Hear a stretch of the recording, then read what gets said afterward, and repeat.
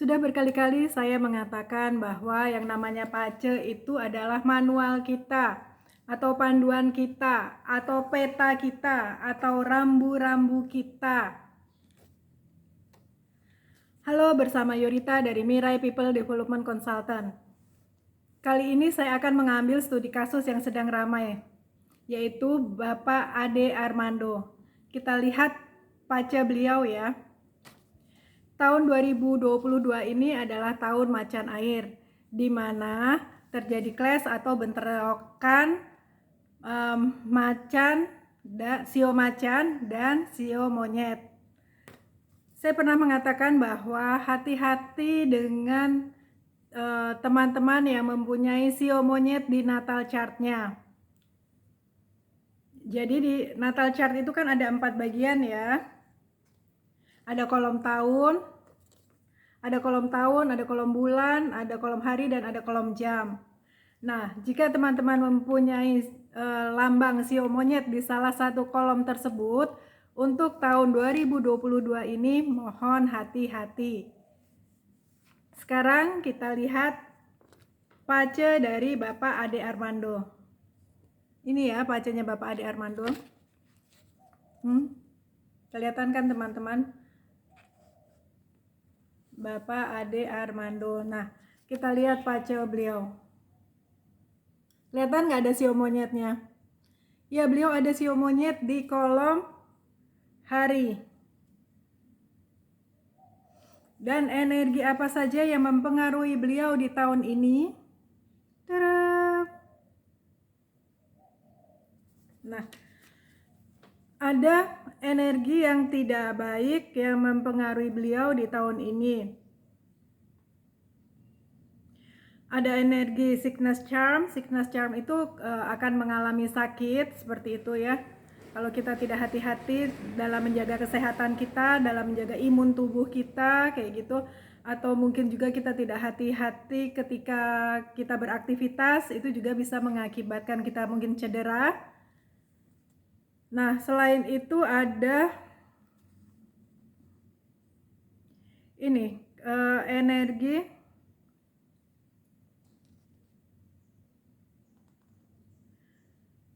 yang mengakibatkan beliau bisa sampai terluka karena pengeroyokan. Itu kemungkinan besar dipengaruhi oleh energi yang disebut dengan blood knife. Nah, energi blood knife ini nih ya di kolom harinya beliau, di pacenya ada energi ada energi blood knife.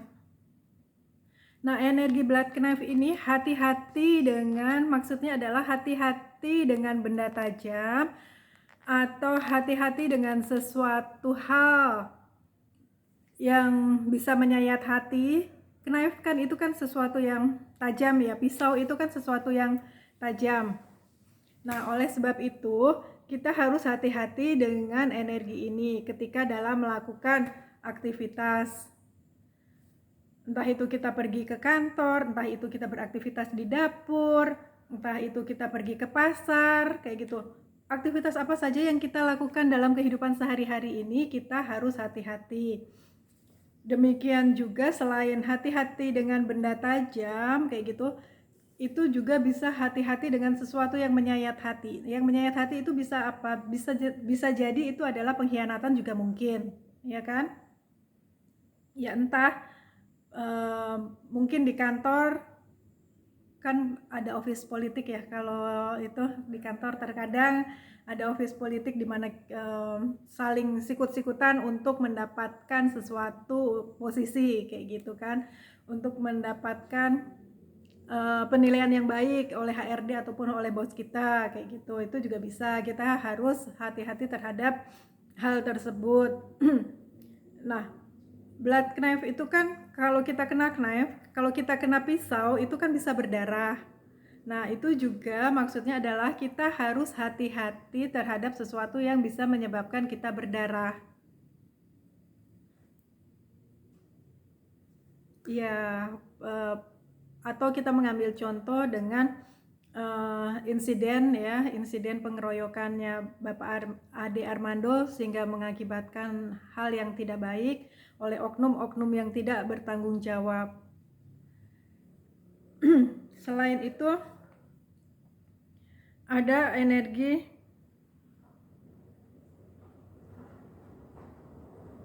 brutal defeat. Brutal defeat itu juga sesuatu yang namanya juga brutal ya. Jadi sesuatu aktivitas yang di luar kendali seperti itu, yang mengakibatkan kita terluka atau kita jadi merasa tidak nyaman kayak gitu. Nah, dengan adanya dua energi ini, energi yang tidak baik di tahun ini yang menaungi Bapak Ade Armando, bisa menyebabkan beliau menjadi seperti yang kita ketahui bersama akibat orang-orang yang tidak bertanggung jawab yang berbuat brutal seperti itu. Nah, mengakibatkan beliau menderita sakit dan harus dirawat.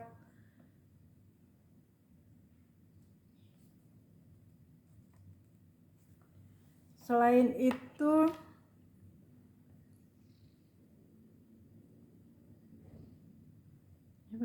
brutal defeat, broken star. Ini broken dark side, broken star, bats ini juga harus hati-hati dengan virus ya.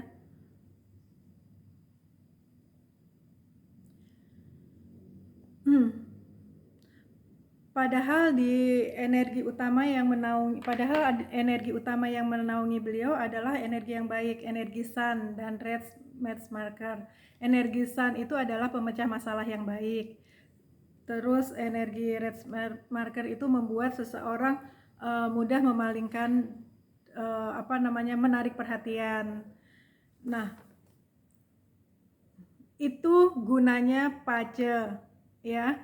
Gunanya pace adalah kita melihat ada energi apa yang menaungi kita pada bulan ataupun pada tahun tersebut, sehingga kita bisa hati-hati, kita bisa mengambil tindakan bagaimana kita harus menghadapi tahun ini, atau bagaimana kita harus menghadapi hari ini, atau bagaimana kita harus menghadapi bulan ini, seperti itu. Itu gunanya kita mengetahui pace kita. Jadi kita memanfaatkan energi baik yang ada, dan kita harus berhati-hati dengan energi yang tidak baik yang melingkupi kita di tahun ini. Dari pace bisa melihat energi per bulan, bisa itu bisa juga. Nah, jadi teman-teman ya, itu gunanya pace. Kita tahu apa energi yang baik yang kita bisa maksimalkan. Jangan sampai malah kita menginginkan tahun ini semuanya berjalan dengan baik, tapi ternyata malah ada hal yang tidak baik seperti itu. Tapi tetap diingat bahwa di setiap, untuk kita maju ya, untuk kita berkembang, untuk kita bisa memahami sesuatu kayak gitu, terkadang Tuhan mengizinkan hal tidak baik terjadi atas hidup kita dulu, supaya kita bisa lebih menghargai ketika Tuhan memberikan suatu hal yang jauh lebih besar atau jauh lebih baik. Jadi di setiap peristiwa tidak baik, kita harus bisa melihat apa makna yang terkandung dalam suatu peristiwa tersebut. Ya, jangan ragu untuk tahu pace kita, karena pace itu fungsinya sebagai warning kita, warning di awal gitu kan. Kalau tahu lebih awal kan jadinya tahu akan ada apa nih kita selanjutnya kayak gitu. Atau mungkin ini sudah bulan April, terus kita masih punya 8 bulan lagi untuk dilalui tahun 2022 ini. Apa yang harus kita persiapkan supaya hal yang mungkin sudah terjadi menjadi jauh lebih baik lagi. Itu gunanya pace. Oke, terima kasih teman-teman dan sampai bertemu di video selanjutnya.